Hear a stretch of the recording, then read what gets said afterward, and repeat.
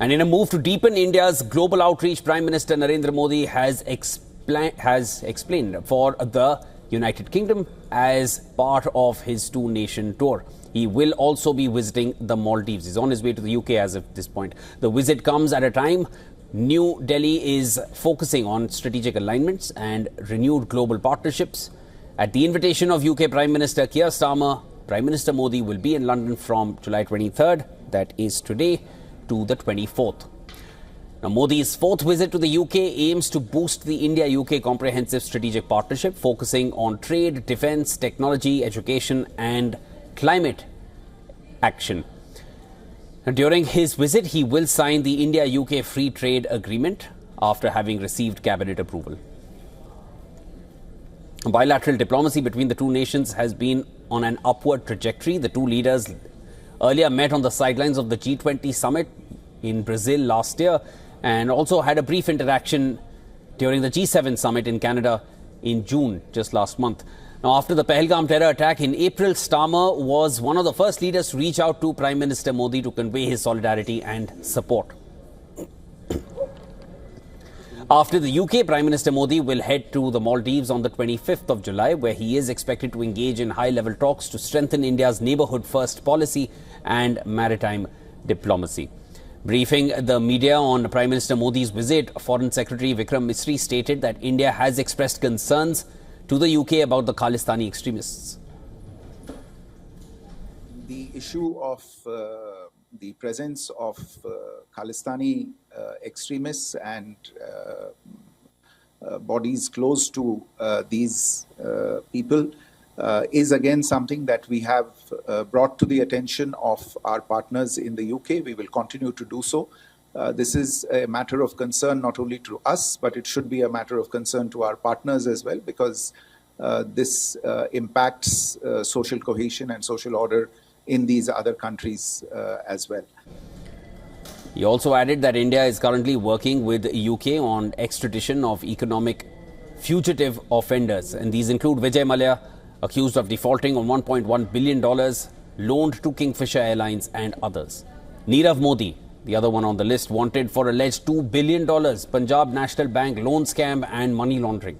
And then there is Lalit Modi, accused of money laundering and violating FEMA with the UK.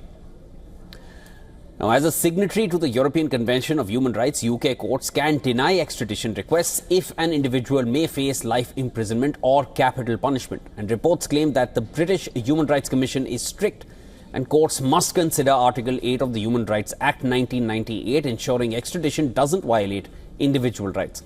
Now, according to reports, fugitives exploit this framework to evade justice, leveraging human rights protections to delay or avoid extradition. Fugitives from Indian law and Indian justice in the UK, these have been a matter of discussion between both sides, and we have continued to make the case for these fugitives to be rendered to India. All right, joining me on the broadcast now is our Assistant Editor for Foreign Affairs, Siddhant Sibal. Siddhant, both the visits to UK and then to Maldives are going to be very, very crucial for India given the circumstances in the past. And of course, with the UK, the concern regarding the Khalistani extremists, if you can elaborate on that before we move to the Maldives.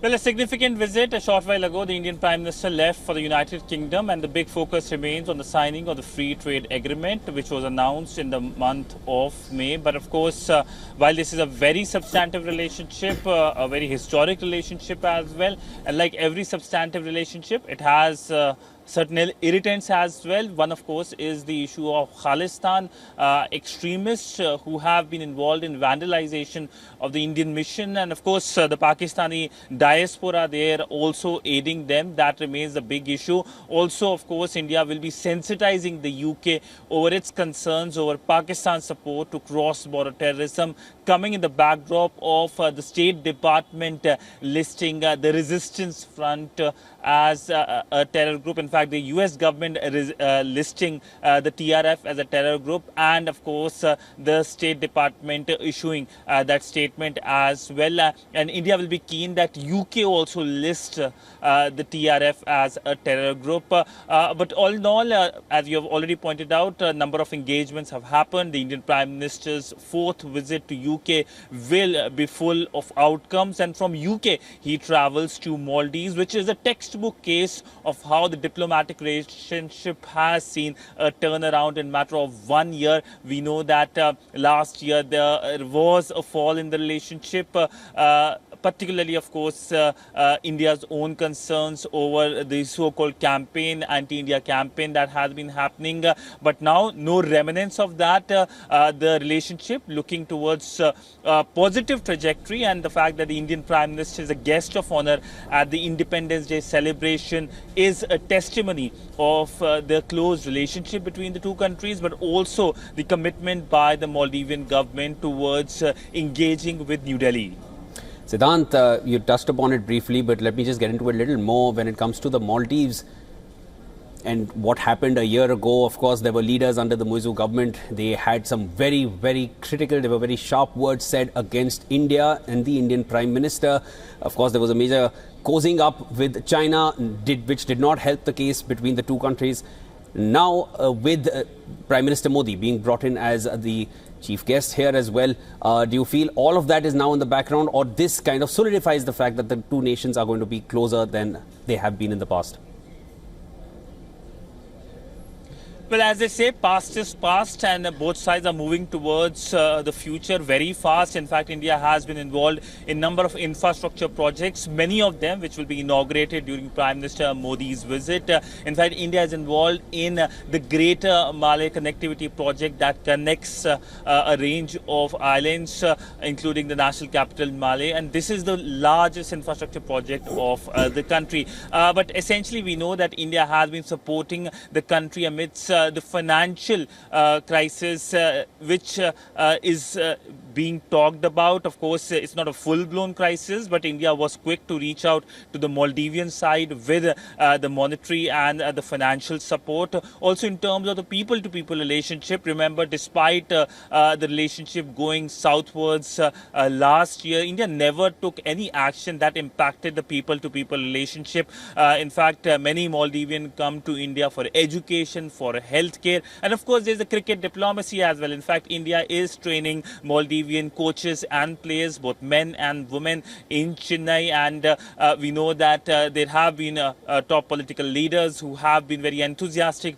about cricket diplomacy. So we have seen that element as well, and this visit will further solidify the relationship and, of course, reaffirm from both sides, from New Delhi and Malé, that both countries are working towards not only good relationship with each other, but also the larger stability of the Indian Ocean region. Remember, Maldives has a very large oceanic territory, and of course, for the safety and stability of that oceanic territory, Maldives needs capacity building. India, of course, has been doing so. In fact, Indian defense assets, as the Indian Foreign Secretary yesterday said, are present in Maldives, and of course they are playing an important role in terms of relief and rescue operations in the country with large oceanic territory. And we will see announcements in terms of how both countries work together in terms of making sure that the Indian Ocean region is a zone of peace. Rightly said, Siddhant. You've put it together absolutely perfectly. They're going back into the past, and of course, where things stand as of now, things only seem to be getting closer between the two countries going forward. Thanks so much. That was Siddhant Sibal getting us the latest.